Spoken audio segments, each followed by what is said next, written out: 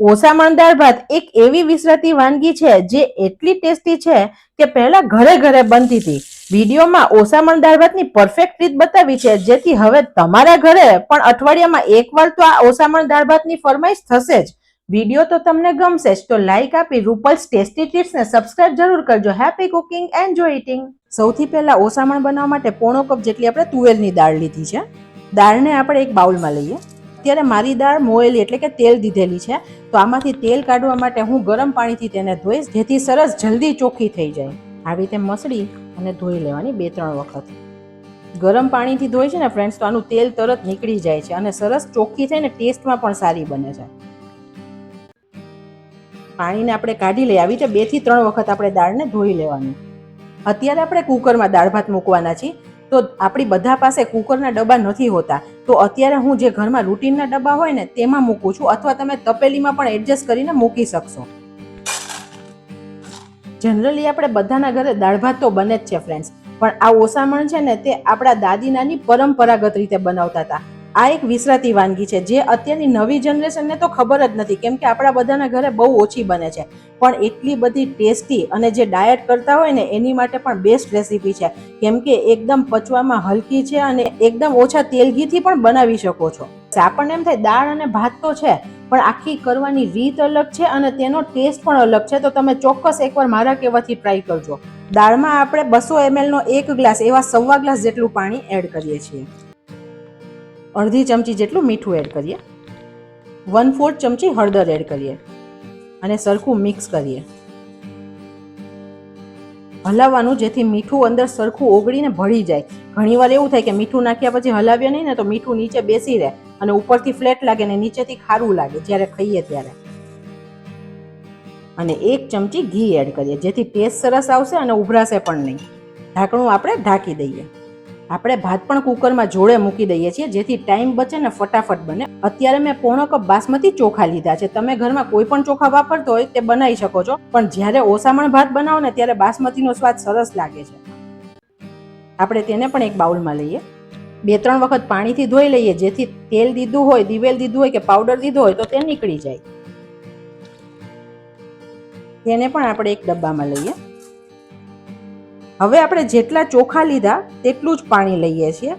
ચોખાના પાણીમાં થોડું વેરિએશન ફ્રેન્ડ્સ આવી શકે છે, કેમ કે ઘણીવાર ચોખા જૂના હશે ને તો વધારે પાણી શોષશે.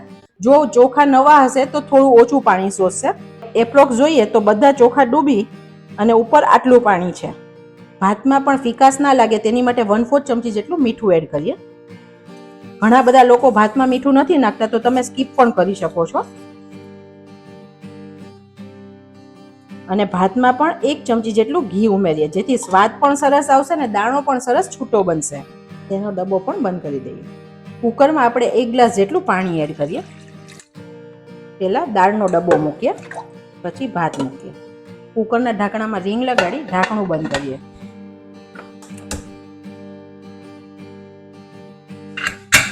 સીટી લગાડી મીડિયમ ગેસની ફ્લેમે 3 વિસલ થવા દઈએ, કેમ કે આપણું કુકર મોટું છે તો સરસ ચડી જશે. જો નાનું કુકરમાં મૂકતા હોય તો 4 વિસલ પણ કરી શકો છો. કુકર ઠંડુ થયું છે, આપણે ખોલી લઈએ.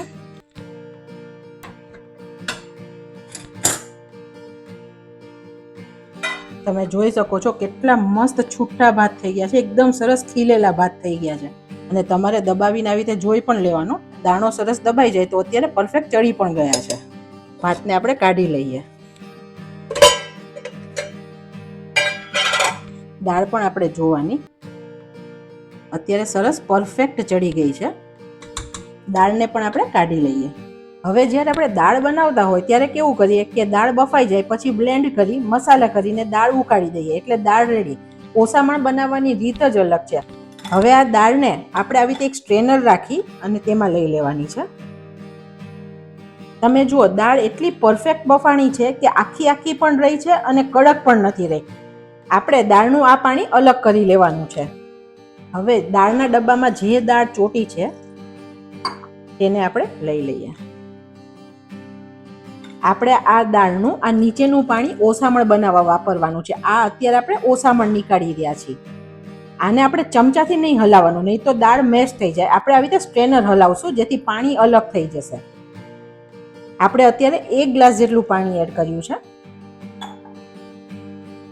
અને દાળને પહેલા આપણે નીતરી જવા દઈએ. જ્યારે ભાત ચડી જાય તેનું પાણી અલગ કરીએ ને તેને ઓસામણ કહે છે. અત્યારે આપણે દાળ ચડી તેનું પાણી અલગ કર્યું છે એટલે આપણે આને દાળનું ઓસામણ કહીએ છીએ. આ પચવામાં ખૂબ હલકું હોય છે ફ્રેન્ડ્સ. નાના બાળકોને, વડીલોને બધાને તમે આપી શકો છો. આને આપણે નીતરવા દઈએ અને હલાવવું પડે તો સહેજ આમ ચમચીથી આવી રીતે જ હલાવવાનું, જેથી દાળ બધી તૂટી ના જાય. દાળને હવે આપણે બાઉલમાં કાઢીએ. આપણે છૂટી દાળનો વઘાર કરીએ. ગેસની ફ્લેમ એકદમ સ્લો રાખી છે. એક નોનસ્ટિકનું પેન લીધું છે. 3 ચમચી તેલ એડ કરીએ.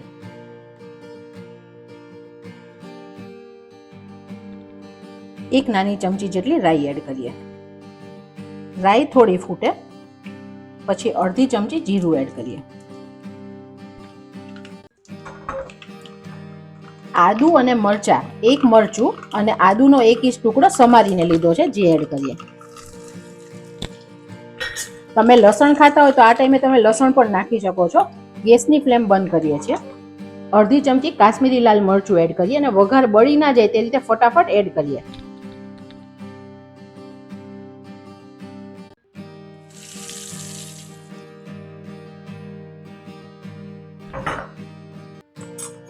હવે ફોર્કથી થોડો હલાવી દઈએ જેથી બધી દાળમાં વઘાર આવી જાય.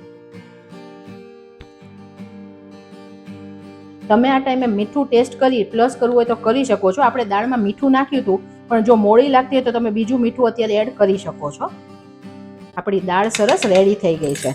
ઉપરથી કોથમીર એડ કરીએ. જોઈને જ ફ્રેન્ડ ખાવાનું મન થઈ જાય ને તેવી દાળ છે. હવે આપણે જે ઓસામણ કાઢ્યું તેને પણ એકવાર હલાવી લઈએ.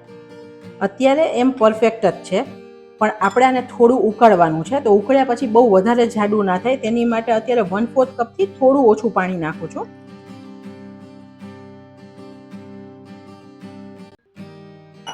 મારા મમ્મી એક વસ્તુ કરતા હતા, કેમ કે આ ઓસામણ બહુ જ પતલું લાગે અને ભાત સાથે છે ને પાણી જેવું થોડું લાગે, તે ના લાગે તેની માટે આપણે 1 ચમચી ચણાનો લોટ એડ કરીએ.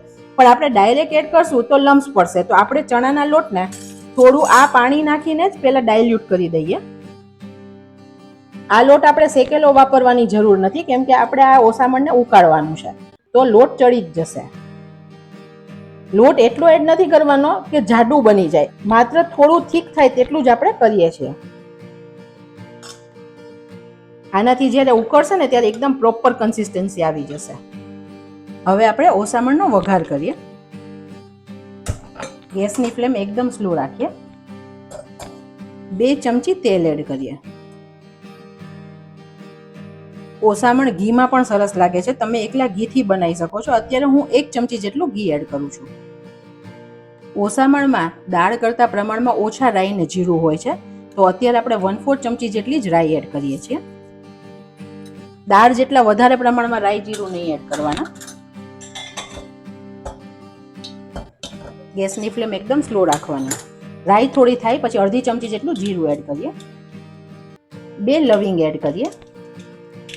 1 તજનો ટુકડો એડ કરીએ. 5-7 લીમડાના પાન એડ કરીએ. 1 સૂકું લાલ મરચું એડ કરીએ. મેં અત્યારે ગેસની ફ્લેમ 1 મિનિટ માટે બંધ કરી હતી, કેમ કે વઘાર થઈ ગયો હતો. વઘાર વધારે થાય તો ગેસની ફ્લેમ બંધ કરવાની, નહીં તો વઘાર બળી જાય. 1/4 ચમચી હિંગ એડ કરીએ. હવે હું ગેસની ફ્લેમ ફરીથી સ્ટાર્ટ કરું છું. સ્લો ફ્લેમ રાખવાની. અડધું લીલું મરચું એડ કરીએ. તીખાશ તમને ભાવે તે રીતે લઈ શકો છો. અને 1 ઇંચ આદુનો ટુકડો ઘસીને નાખીએ. 1 ટમેટું લીધું છે.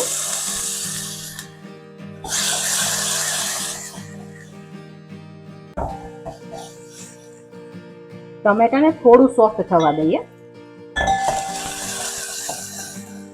1/4 ચમચી જેટલું લાલ મરચું એડ કરીએ અને તરત જ થોડું દાળનું પાણી એડ કરી દઈએ અને ઢાંકી દઈએ, જેથી વઘારની સુગંધ અંદર બેસી જશે અને સરસ ટેસ્ટ આવશે. 2 મિનિટ પછી ખોલી લેવાનું. એકવાર બધું સરસ મિક્સ કરીએ અને જે આપણું ઓસામણ હતું તે એડ કરીએ. એકવાર હલાવી દેવાનું.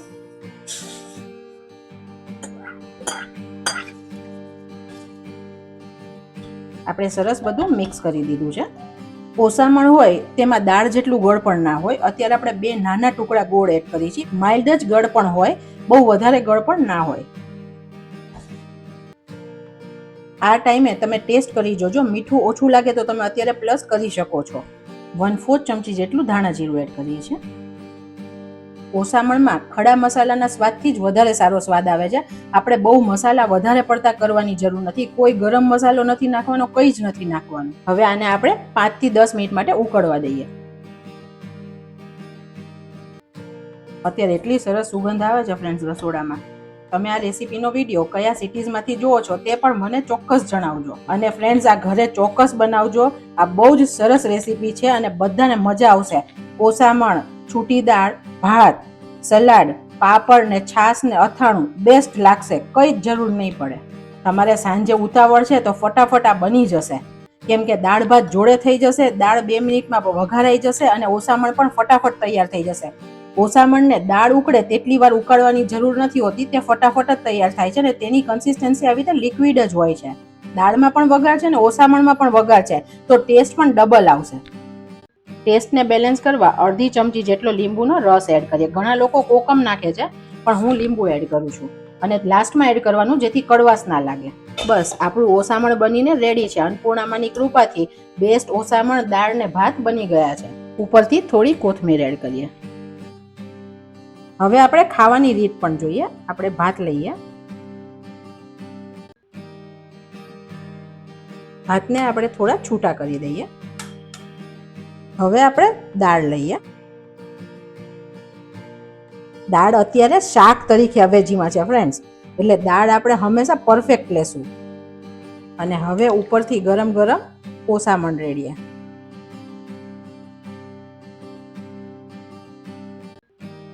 હવે બધું આપણે મિક્સ કરવાનું.